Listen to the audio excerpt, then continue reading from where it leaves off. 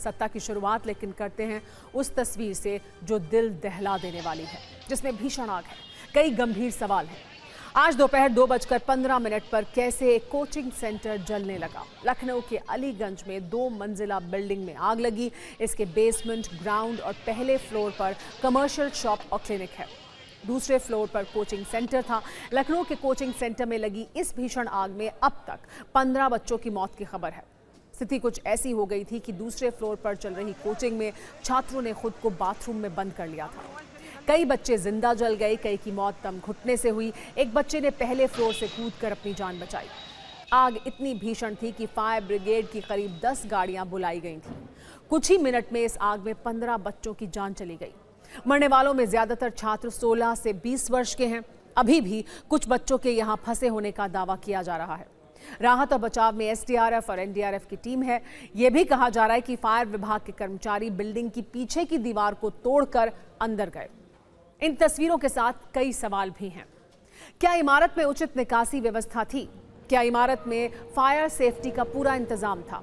क्या फायर विभाग ने एनओसी दी थी? क्या दुकान के ऊपर एनिमेशन सेंटर की मंजूरी थी? सबसे बड़ा सवाल यह है कि छात्रों की मौत का असली गुनाहगार कौन है? चश्मदीदों का आरोप है कि आग लगने के बाद भी 15 मिनट तक कोई नहीं आया था, जिसके बाद आग और फैल गई। अब तक जो जानकारी आ रही है उसके अनुसार कोचिंग सेंटर में एंट्री के लिए एक ही सीढ़ी थी। इमारत में कोई अलग से फायर एग्जिट नहीं था। इमारत में धुआं फैलते ही रास्ता ब्लॉक हो गया था। बच्चों को खिड़की और बालकनी से कूदना पड़ा। यूपी के डिप्टी सीएम ब्रजेश पाठक भावुक हो गए। उन्होंने घटना को बहुत गंभीर और दुखद बताया। घटना की उच्च स्तरीय जांच के आदेश दिए गए हैं और दोषियों पर सख्त कार्रवाई करने का आश्वासन भी दिया गया है।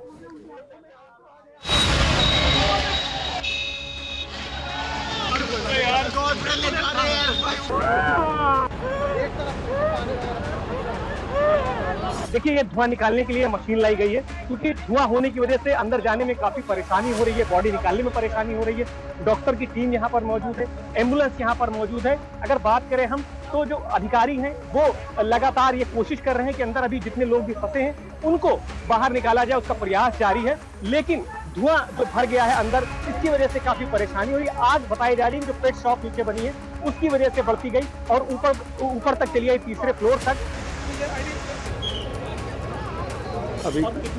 अभी कुल 13 बच्चे निकाले गए हैं, सबको भी अस्पताल भेजा है। बड़ी घटना। एनिमेशन सेंटर था, बच्चे यहाँ पर जो कार्टून बनाना सीखते थे उसको करके काम करते थे और उसमें अचानक घटना कैसी, इसकी कोई जानकारी अभी नहीं मिली मुझे। लेकिन आग भड़की तो बच्चे एक तरफ भागे, पीछे की तरफ, और वहीं ऐसा धुआं गया कि बच्चे बच नहीं पाए। कितने बच्चों की डेथ हुई, कितने बच्चे थे? अभी एग्जैक्ट आंकड़ा को मिलेगा, लेकिन 11-12 तो मैंने आंखों से देखा। 14 में देखा होगा आपने। दीवार तोड़ करके अंदर गए, रास्ता कोई नहीं था, उस रास्ते में धुआं था तो दीवार तोड़ करके अंदर गए, वहाँ मैं था। बहुत दुखद घटना है। जब हम लोग यहाँ पे आए तो धुआं निकल रहा था। उसके बाद से हम लोग लगातार पुलिस वाले सबको कॉल कर रहे थे कि आप आ जाइए, और कुछ लोगों को तो हमने बचाया, तार से 5-6 लोगों को, 1 लड़की और 5 लड़का।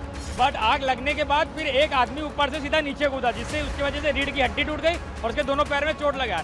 फिर उसके बाद 15 मिनट तक कोई नहीं आया। पुलिस वाले आए, इधर उधर राउंड मारे, उन्होंने फिर फोन किया, क्या किया, उसके बाद तब तक आग पूरी लग चुकी थी। शॉर्ट सर्किट पहले यहाँ से हुआ है कुछ खंभे से, उसके बाद ऊपर लगी है।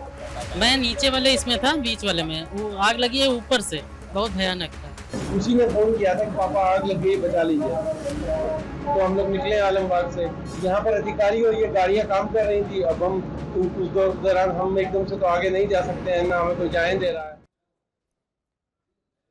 हम आपको तस्वीरें भी जो इस वक्त दिखा रहे हैं, ये मुख्यमंत्री योगी आदित्यनाथ के केजीएमयू पहुंचने की तस्वीरें हैं। यहीं पर घायलों को लाया गया था, यहीं पर उन युवकों को भी लाया गया था जिनकी मौत हुई है। और ये इस वक्त देखिए, इन तमाम लोगों से मुलाकात करने के लिए वो पहुंचे केजीएमयू में। उनके साथ साथ तमाम जो अधिकारी हैं और जो डॉक्टर हैं वो मौजूद हैं। इससे पहले वो घटनास्थल पर भी पहुँचे थे, वहाँ जाकर भी उन्होंने जायज़ा लिया। उनके साथ ब्रजेश पाठक लगातार मौजूद हैं, क्योंकि वो घटनास्थल पर पहुँचने वाले सबसे पहले व्यक्ति में से थे। वो खुद वहाँ मौजूद थे उस वक्त जब दीवार तोड़ी गई और अंदर जाकर वहाँ पर मौजूद छात्रों को, वहाँ पर मौजूद युवकों को बाहर निकाला गया। उनके साथ साथ वो लगातार मौजूद हैं और ये दोनों तस्वीरें हम आपको दिखा रहे हैं उस जगह की भी जहां आग लगी और अब KGMU जहां पर इस वक्त योगी आदित्यनाथ मौजूद हैं। अभी आग लगने की वजह हालांकि सामने नहीं आई है, लेकिन बेसमेंट में लगे AC में शॉर्ट सर्किट की वजह से आग लगी, इसकी आशंका जाहिर की जा रही है।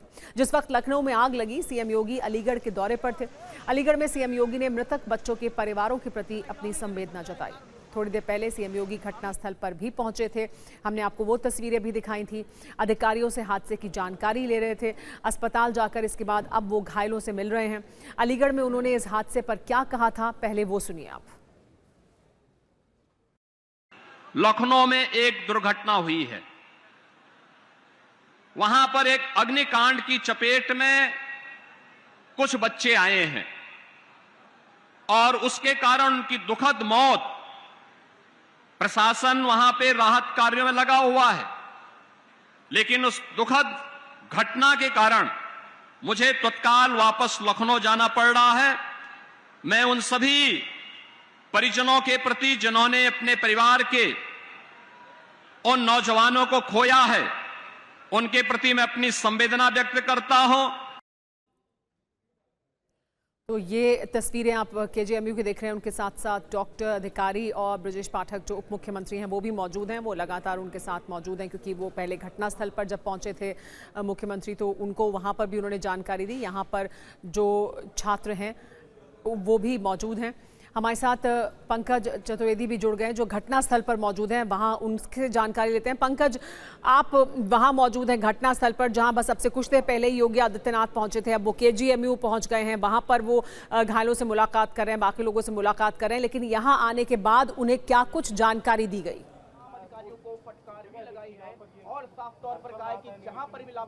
देखिए, मुख्यमंत्री योगी आदित्यनाथ अब से कुछ देर पहले घटनास्थल पे पहुंचे, जहां पे घटना घटी थी। आग लगने की वजह से 15 लोगों की मौत हो गई, जबकि 5 लोग घायल हैं। फिलहाल चूंकि इस घटना पे शुरू से ही सूबे के डिप्टी CM और स्वास्थ्य मंत्री ब्रजेश पाठक मौजूद थे, लखनऊ के DM मौजूद थे। जब CM पहुंचे तो उनको जानकारी दी कैसे किस तरीके की घटना घटी और बचाव की जो कोशिश की गई। पहले CM ठीक नीचे जो फायर ब्रिगेड की गाड़ी दिख रही है, इस रास्ते से आए, वहाँ जानकारी लिए। मुख्य गेट पे चूंकि आग जो लगी थी वो मुख्य गेट पे लगी हुई थी, जिससे बच्चे जो अंदर लोग फंसे हुए थे वो बाहर नहीं निकल सके, क्योंकि धुआं अंदर भर गया और आग इतनी तेज थी कि बाहर निकलने में दिक्कत हुई। कुछ बच्चे छलांग मार की कोशिश की, जो घायल हो गए, अब उनका इलाज चल रहा है, लेकिन अधिकतर लोग अंदर फंस गए। और सबसे ज़्यादा जो डॉक्टर के मुताबिक जो बात निकल के आ रही, सफोकेशन यानी दम घुटने की वजह से मौत हुई है, क्योंकि निकलने का रास्ता एक था और उसके बाद कोशिश जब की गई 2 घंटे के बाद लगातार फंसे रहे। फायर ब्रिगेड ने जब आग पे काबू पाया, उसके बाद बगल से तस्वीर देखिए, दीवार काट करके इसी रास्ते से डेड बॉडी और कुछ घायलों को निकाला गया। फिलहाल अब तक 15 लोगों की दुखद मौत हुई है और 4 से 5 लोग घायल हैं। खास बात अभी है वहाँ क्या हो रहा है, सेंटर था, क्योंकि यहाँ से क्या हम ये कह हुए सकते थे। हैं कि राहत और बचाव का काम जो था वो पूरा हो गया है? अब क्या कुछ हो रहा है वहाँ पर?